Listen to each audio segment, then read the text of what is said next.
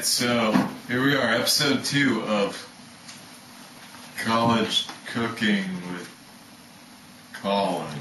Yay!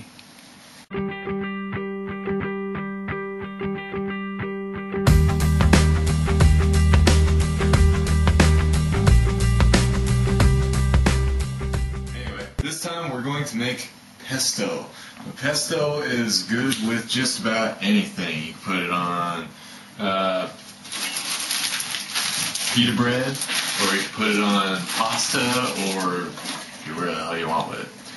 The only problem is, right now basil is not quite in season. So what we're going to do is we're going to make pesto with random ass greens that are in season. So we got some spinach, and we got Japanese kakina.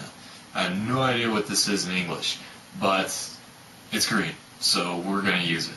And it's kind of like spinach by taste. And typically you'd use basil. Traditionally, in Italy, you use basil, but during the wintertime and other times when basil was out of season, they would use whatever they had. So you could use kale, you could use arugula, you could use whatever the hell you want. So anyway, first step is going to be to remove, or to wash this, of course, but then to remove all of the stems and chop the leaves. So I'm going to go ahead and do that. And for the recipe you'll need about half pound of basil, some good Parmesan, and fresh Parmesan, don't use that canned crap. And this is really good Parmesan. 30 months, so it's pretty stinky. And then some pine nuts, walnuts, almonds, whatever the hell you want, nuts. And olive oil, of course, and a little bit of lemon juice. So anyway, we'll get to that later. Okay, so a little break there. I chopped up the greens right here, and then I took the Parmesan and used my magic bullet to grind the cheese as well as garlic, which I forgot to mention.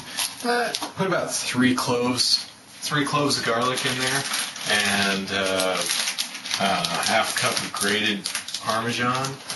You could do more Parmesan, no big deal. Pine nuts, I say a little more than a handful. A handful and a half pine nuts in there. If you got small hands, 2 handfuls. And then I'd grind that with the cheese and everything as well, just to get it all out of the way. And then what we're going to do is take the greens and olive oil and cook them together. I spilled Parmesan up there. And cook them together until the leaves are wilted. So to do that, warm up the pan, about medium-high heat. While it's warming up, put 3 tablespoons of olive oil in there, so more than enough to coat the pan. And then we'll use a little bit more just directly on the leaves when they're cooking. So while that's warming up, I'll grab the greens. And we'll toss all those in.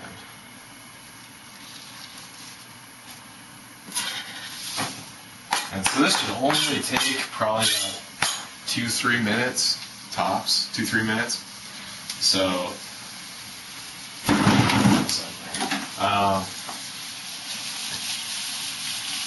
you'll notice when the leaves get kind of wilted and sticky that it's about ready to go.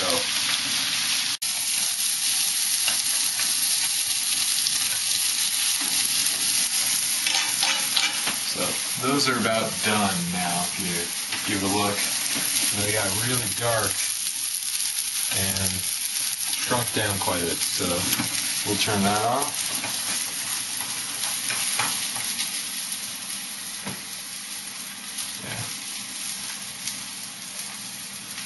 Yeah, that's it. Done. So now we'll take these and put them You can let them cool for a minute and then put them directly into the blender.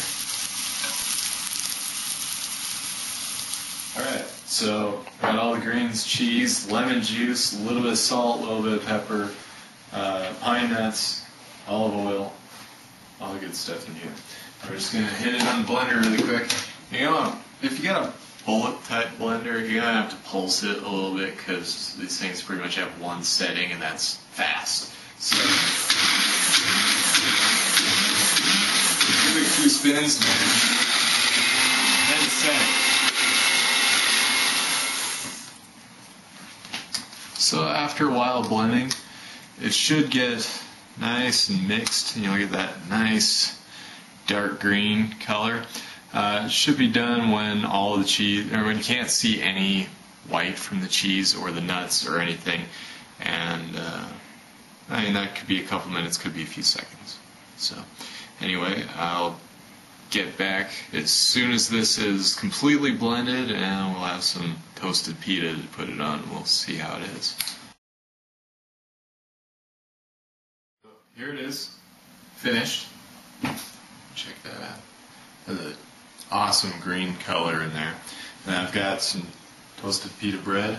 I'll give this a shot. Big scoop.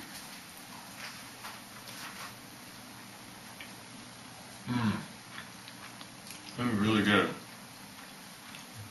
Freaking garlicky as hell. So